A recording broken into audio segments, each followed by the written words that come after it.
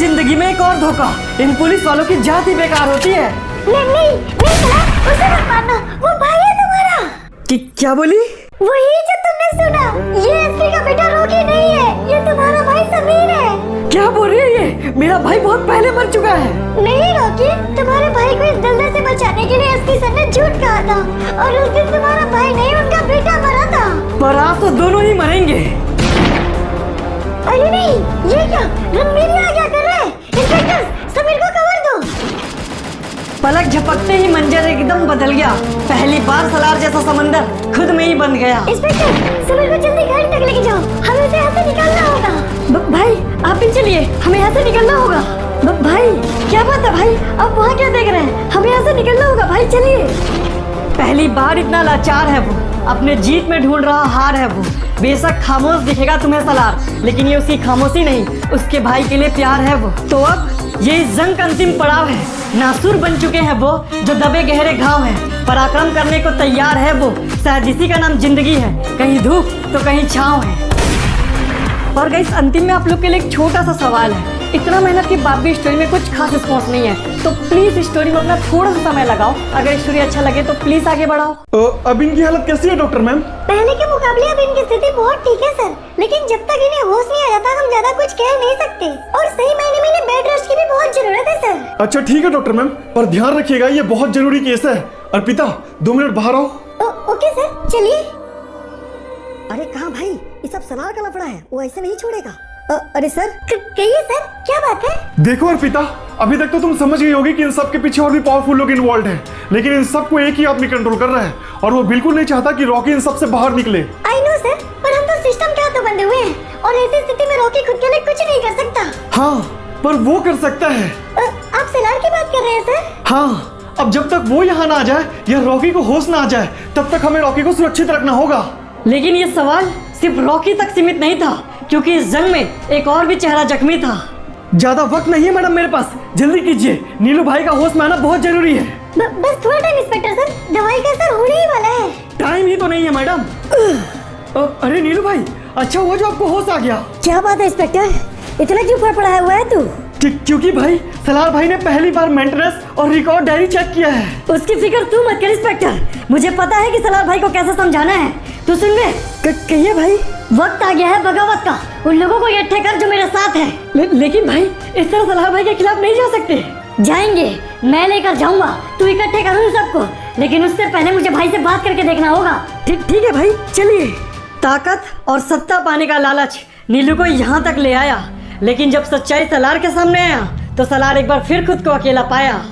बोला माँ जी क्या, कहाँ गई? नहीं क्या था ये? डरता क्यों है? बोला मैं हूँ। माँ ये क्या, तू यहाँ कैसे? माँ तेरी परिस्थितियाँ मुझे यहाँ खींच लाई रे, पर मुझे समझ नहीं आता कि तू कब से परिस्थितियों से डरने लगा। जब दुश्मनों की भीड़ में अपने खड़े हो तो परिस्थितियाँ हावी हो जाती है माँ। नहीं रे, ये तो भूला कह रहा है। सलार से पूछ, दुश्मनों की भीड़ में खड़ा अपना नहीं होता बेटा।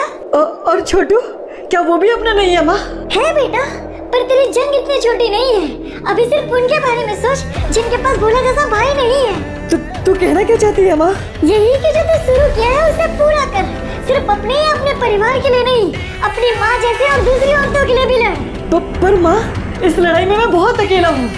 तो माँ कहाँ है माँ? ऐसे अकेला मत छोड़। पर तू तो अकेला है ना रे, और तुझे अकेले इन छोटी सोच वाले से टकराना है जो जात पात में बांटते इंसान को। उस इंसान को नहीं, उस सोच को तुझे मार गिराना है। समझ गया माँ, अब मेरा भी वादा है तुझसे, नाम के आगे से जात हटाऊंगा, रूढ़िवादी बेड़ियों को तोड़ कर दिखाऊंगा। जहाँ इंसान अपने कर्मों से जाना चाहे, ऐसा भविष्य बनाऊंगा। ये क्या ऑफिसर, मैं यहाँ कब से हूँ? परसों से सर। उठिए मत, आपको डॉक्टर ने आराम करने को कहा है। फर्क नहीं पड़ता ऑफिसर, क्योंकि आराम के लिए वक्त नहीं है मेरे पास। वो मैडम कहाँ गई? वो मैडम तो चले गई सर, पर उन्होंने कहा कि आपकी जंग को खतरा है, लेकिन सलार से नहीं, बरमुडा की सरकार से। सही कह रही थी वो, पर हैरान है हम कि कैसे जानेंगे उस सच्चाई को जो अतीत में गुम हो। ओ हाँ सर, मैडम कह रही थी कि आप अपने पापा से मिलेगा, उनके पास हर सवाल का जवाब है। पर वो तो क्या सर? अगर उन्हें अतीत का पता है, यानी कि मरा उनका बेटा है, इसलिए शायद हमसे नफरत करती है। हमें पुरगेटरी जाना होगा। अब रॉकी सच जानने को तैयार था। दूसरी तरफ सलार था, सिक्के के दो पहलू थे। एक तरफ समाज का जीत तो दूसरी तरफ परिवार का हार था। संभाल लीजिएगा नीलू भाई। डर मत। सलार भाई नमस्ते। अब कैसा है तू? ठीक हूँ भाई, एकदम ठीक। अच्छी बात है, थोड़ा आराम कर। जरूर भाई। पर भाई मैं वो पूछ रहा था कि आपने ट्रांजैक्शन रोक क्यों दिया? वो सब बात अभी इतना जरूरी नहीं है, तू पहले ठीक हो जा फिर बात करते हैं। मुझसे कोई गलती हुई क्या सलार भाई? आप मुझसे ऐसे क्यों बात कर रहे हैं? अलग से आपने मेरा ट्रांजैक्शन पावर भी खत्म कर दिया। बोला ना, अभी ये सब बात इतना जरूरी नहीं है। और वैसे भी कभी गलत चीजों का ट्रांजैक्शन करने का पावर मैंने तुझे दिया ही नहीं था। पर क्यों भाई? उन ड्रग्स की डिमांड पोर्गेटरी, बरमूडा, नेक्स्टा, अल्पाइन हर जगह है। लोग उनके बदले मुंह मांगी कीमत देने को तैयार है और आप उन सबको तबाह कर रहे हैं। ये सब तेरा लालच बोल रहा है नीलू। उन ड्रग्स के बदले तू पैसे तो कमा लेगा, लेकिन उनसे जो जिंदगी बर्बाद होगी उनकी भरपाई कौन करेगा? बस बहुत हो गया भाई। आपकी इसी सोच की वजह से पूरी कलहारी जीत कर भी कुछ नहीं कमा पाए हम। लेकिन बस अब जो मैं चाहूंगा वही होगा। नादान मत बन नीलू, तू मेरी खामोशी को मेरी कमजोरी समझ रहा है। ये कलहारी मेरा सल्तनत नहीं, मेरा जंगल है और तू जंगल में खड़े होकर शेर से लड़ रहा है।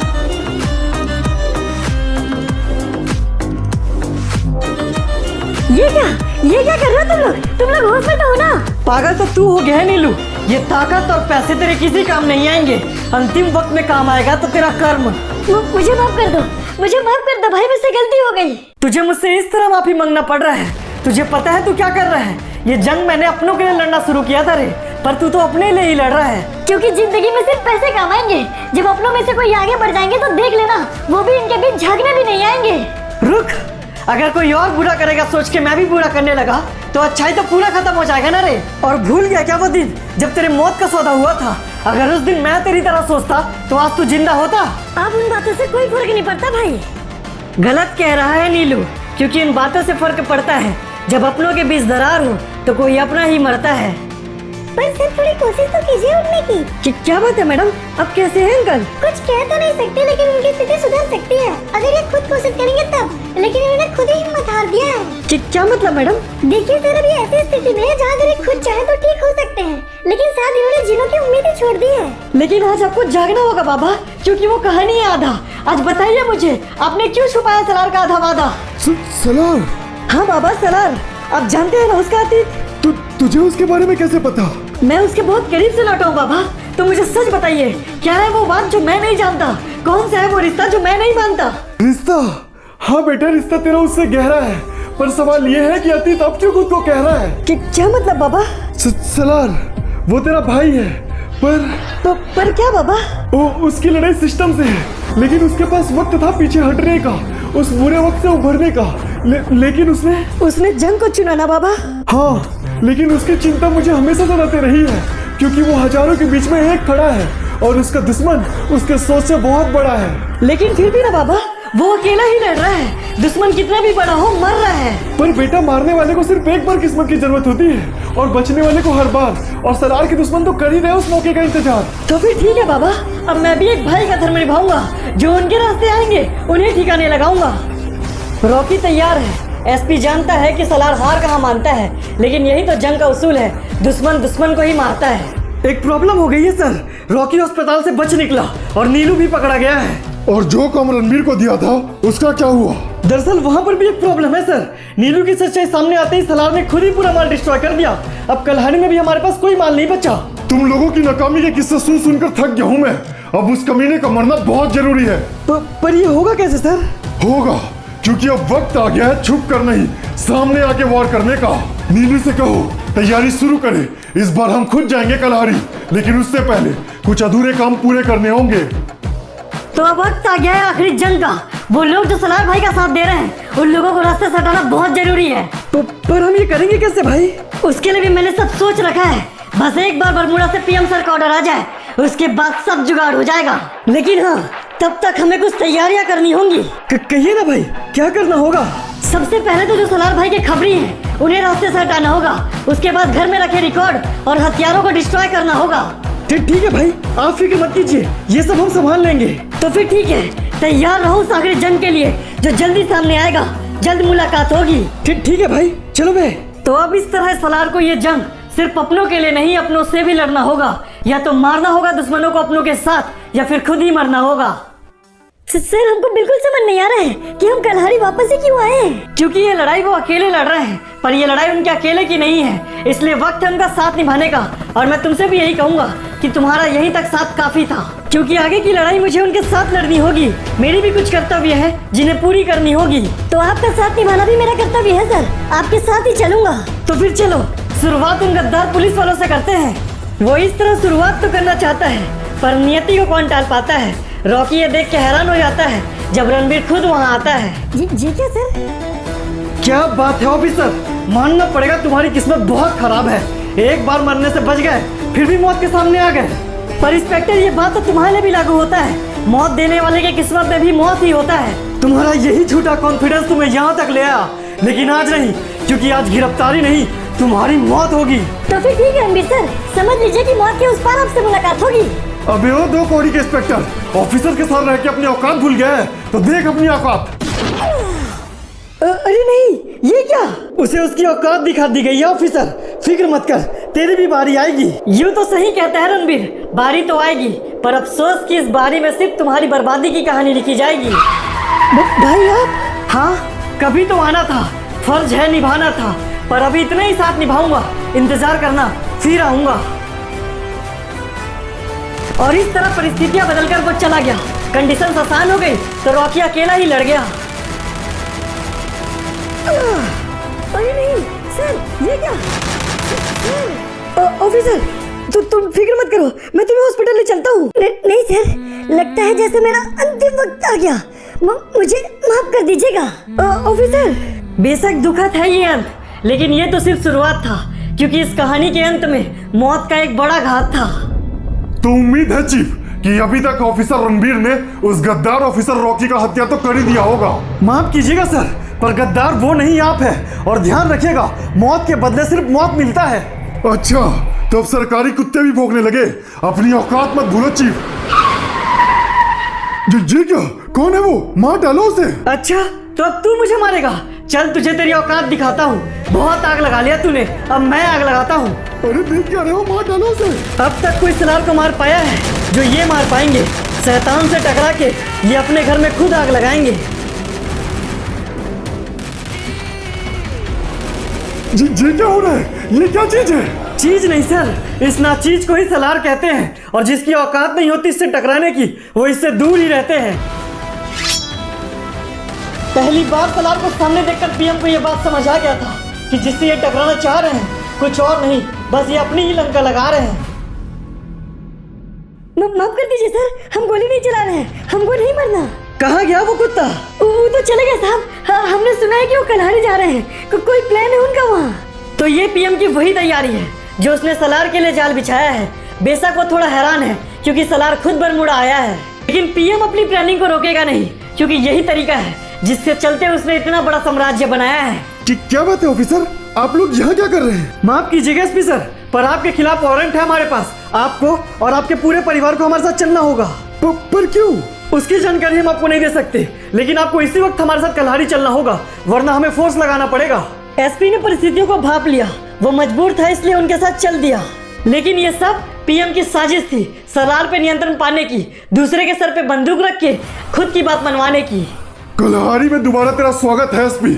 आज से 10 साल पहले कलहारी में जो कांड हुआ था याद तो होगा तुझे? आखिर कैसे भूल सकता हूँ सर, आपके ही कर्मों की वजह से एक नादान बच्चा खुखार हत्यारा बन गया। तो बस आज उसी गलती को सुधारने का वक्त है एसपी। उसे मारकर मैं अपनी गलती सुधारूंगा, पूरा कलहारी एक बार फिर से जीत लूंगा। फिर तो आपने बड़ी गलती पाल ली है सर। उसने ये कलहारी अपने दम पर जीता है, किसी के सर पे बंदूक रख कर नहीं।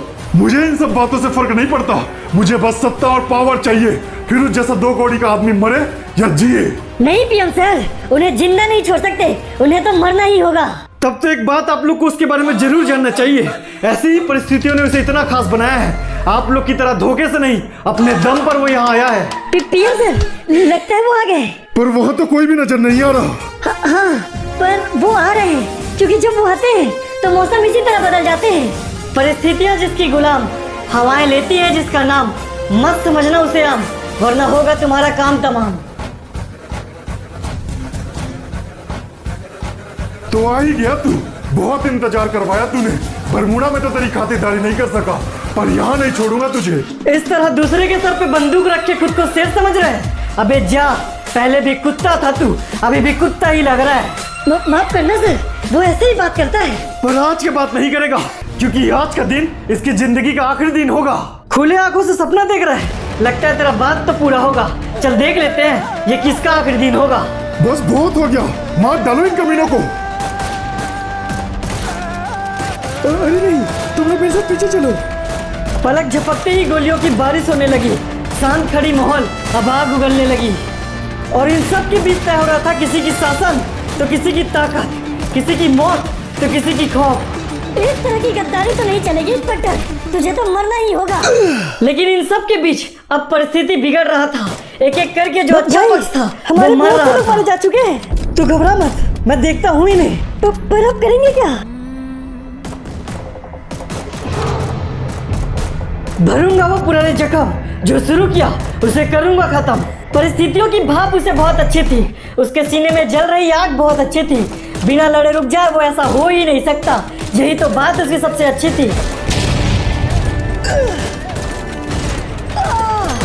बचपन से लेकर आज तक वो लड़ा, जख्म ऐसा जो कभी नहीं भरा। उसके जीत के चर्चे तो हर तरफ है, लेकिन कोई नहीं जानता कि वो अंदर ही अंदर कितना मरा। बस बहुत हो गया, बहुत गुंडाई कर लिया तूने। तुझे अंदाजा भी है तू किससे लड़ रहा है? मैं चाहूँ तो तुझे यहीं कहीं मसल सकता हूँ। मुझे फर्क नहीं पड़ता कि तू क्या कर सकता है और क्या नहीं, पर आज तुझे बताऊंगा जरूर कि क्या गलत और क्या सही। लालची और धोखेबाज तो कितने ही खड़े हैं, लेकिन तूने इंसानों को जात पात में बांट के मेरे जैसे कितनों को ही मार दिया। इससे बड़ा कोई और अपराध ही नहीं। ये क्या? ये वही अंजाम है जो ऐसे लोगों का होता है। भ्रष्टाचारी गद्दारी से कितना कुछ भी इंसान कर ले, लेकिन एक दिन तो खोता है। अरे अरे नहीं, ये सब क्या हो गया? मुझे माफ कर दो भाई, मुझसे बहुत बड़ी गलती हो गई, दोबारा ऐसा कुछ नहीं करूंगा। मैं होता कौन हूँ जो तुझे सजा दूंगा, पर ये मत सोचना कि तुझे माफ कर दूंगा, क्योंकि गलती तो तूने की है भाई, इसलिए इस बार तुझे कानून को सौंप दूंगा। नहीं, ऐसा नहीं हो सकता।